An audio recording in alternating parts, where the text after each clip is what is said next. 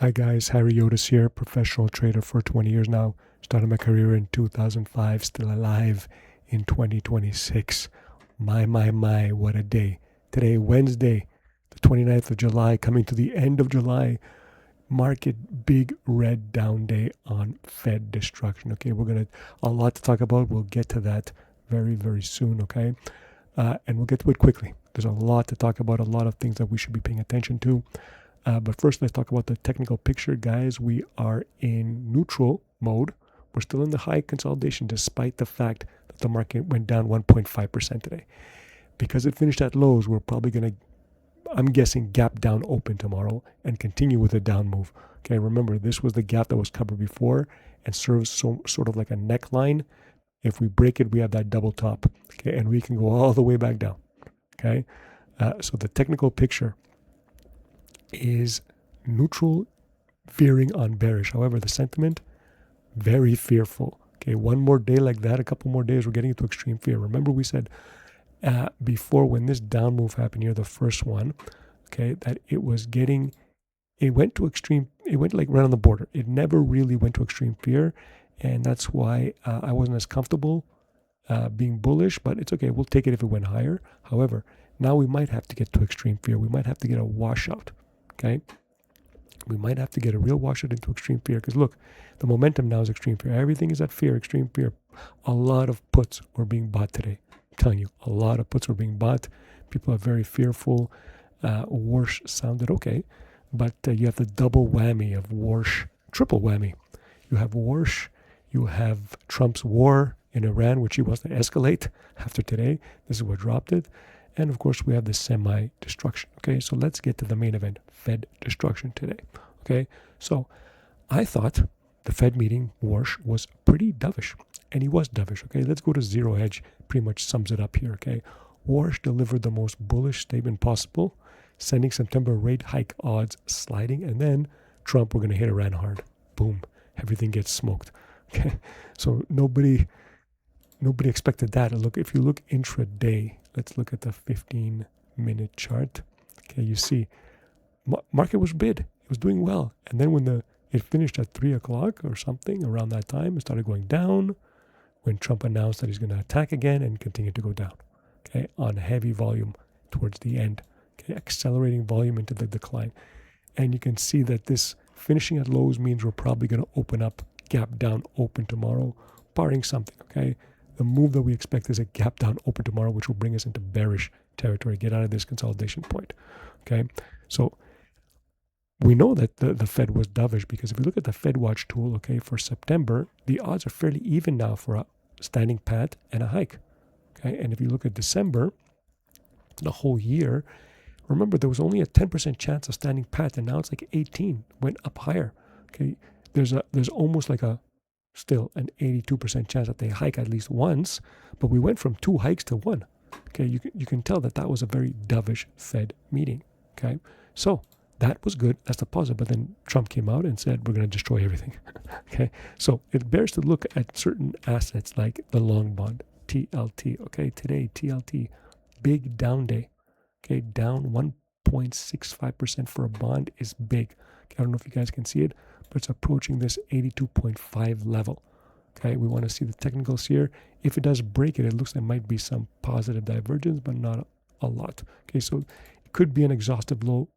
As the market moves lower, this could have an exhaustive breakdown point. This 82.53 is big, because if you look at let's blow it up more. If you go it goes all the way back. Okay, let's do a weekly so you guys can see it better. This level right here goes all the way back to this price right here, okay, which is June of 2007. Okay, we are at, look at this volume here. We are at lows that we haven't seen since June 2007, and if we break to this lower, which is the 80, what do we see here? 81ish level. We haven't seen that since, it's the absolute low of TLT ever in terms of bonds, and that happened June 2004. Okay, so we're approaching levels here that we haven't seen in, over decades, like close to 2 decades. Okay. So that's crazy to think. Okay. This is how worried the market is. Okay, you have bonds going down.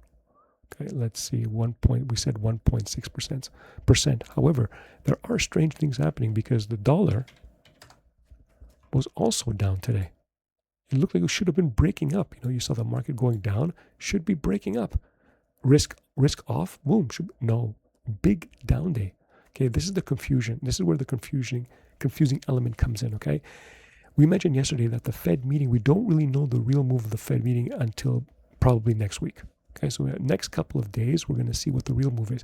Is it the dollar? Will the dollar continue to go down, or will it be bid? If it's bid, then the market will continue to go down. Okay, we also had gold today that did well. Okay, it was up a lot before the sell-off. It's still up today. Okay, it was basically flattish, up like $20. But given the fact that SPY was down massively, okay, 1.5%, gold holding is very good because it's almost a decoupling, if you will. Okay, so we have the Warsh, we have the war, and now we need to have the semis. Okay, SMH is getting mauled. Okay, mauled. Another down day today. It was coming back. It broke this level. It broke below and then managed to recover that day. Okay, it looked like a trap, but no, finished at the low. This is very bad. It'll probably open lower again. Okay, and what is interesting is to look at the QQQs. Okay, the QQQs are almost about to revisit their breakup point. This would be a good buy point right here. Literally 2 more days like today, and we're right there. And if the semis continue to drop, yeah, it's very possible. Okay, we have a lot of destruction in the semi space. Okay, like down 40%. Some stocks. Intel is down 40% in like what, a couple of weeks? Let's see Intel. Okay, Intel is down like 40% since in a month. In a month, down 40%. That's devastating. Okay, we don't have this short call anymore. Wish we did. We've been printing money.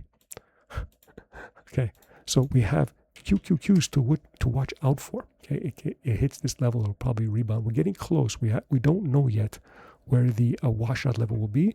But remember, we were looking at the semis, semiconductor space. We're waiting for a washout here. We don't know where the bottom is. We have to wait. It'll drag the market down.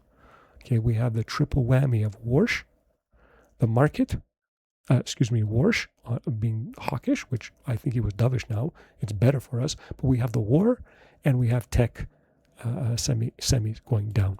Okay, so that's what you have to look for. Remember, because we have some weird stuff like the dollar down today, okay, and gold holding, we have to be a little bit more cautious about what's happening. Okay, and remember, the fundamentals of this market are still strong. Forward earnings are being revised upward. Okay, so this could be a temporary move, like one of these like December moves where it's down 10% very fast. We don't know. Okay, we have no idea. It all depends on Trump. Okay, because if you look at oil, up today, but not at highs. Okay, not at highs. So it all depends on those 3 factors. Warsh being less hawkish, which he is, Trump, and the semis. Okay, so that's what I remember. So I expect a down day tomorrow, gap down open. Okay, maybe exhaustive. We don't know. Okay, we have to see capitulation type volume. We haven't seen it yet. Okay, maybe in the semis. We don't know. We have to see how it reacts. Okay, so today, the Fed destruction was the one main event of the day. That's the first minefield. Okay, we didn't pass it. We stepped right into every mine in that minefield. Okay, the second thing is tech earnings. Okay, Meta announced today, and it's down. Okay, they beat on both fronts. I think Zero Hedge might have it. Let's see here. Yeah, Meta sees revenues of 61 billion to 64. The estimate 73. Okay, it did very, very good. Mama Meta. So Meta looks like it beat. And then Microsoft. We have Meta first. So Meta beats. Can we see it here? More events. Yeah.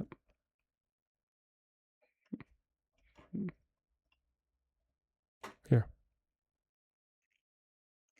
Revenues, EPS 618. 618. What was it? What were they expecting? 7. Maybe not. Maybe didn't beat.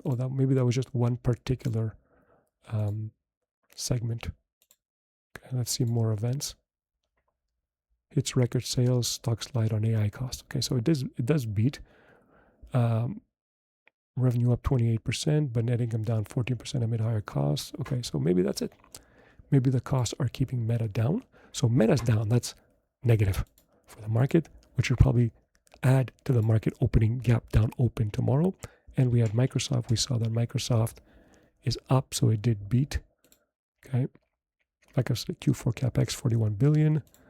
Microsoft EPS 1790 beat. Revenue 331.8 billion. Earnings almost 18. What are they expecting? Oh yeah, earnings they destroyed. And yet it's up just to like 400, not a lot, just 10 points. Okay, it goes to show that there's a drag down to the market in the short term.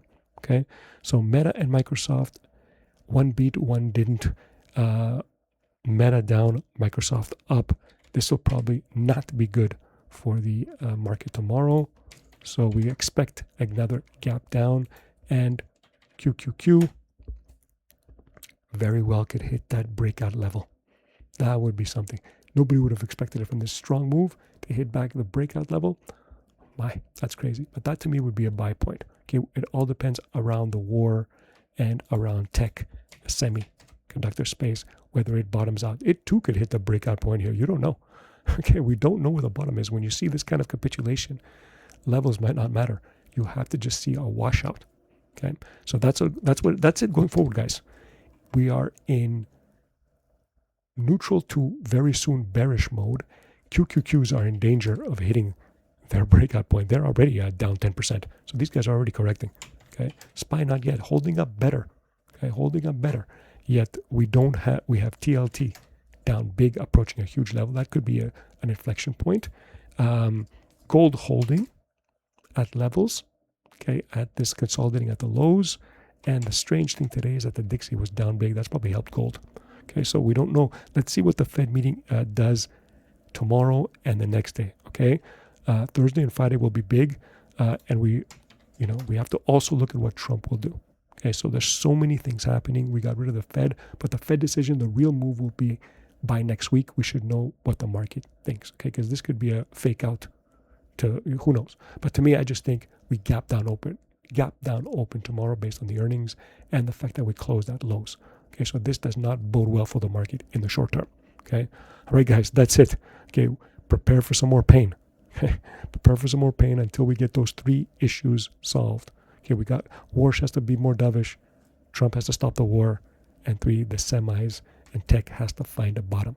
Okay, and the fact that we have the sentiment here already at extreme fear. One couple more days, we'll get to extreme fear. Okay, we're gonna have some kind of bottom, especially if tech goes really, really low. Okay, we're gonna have an extreme fear bottom coming up fairly soon. Okay, so 2 more days in July. It's already probably one of the worst months of all time. Okay, all right, guys, later.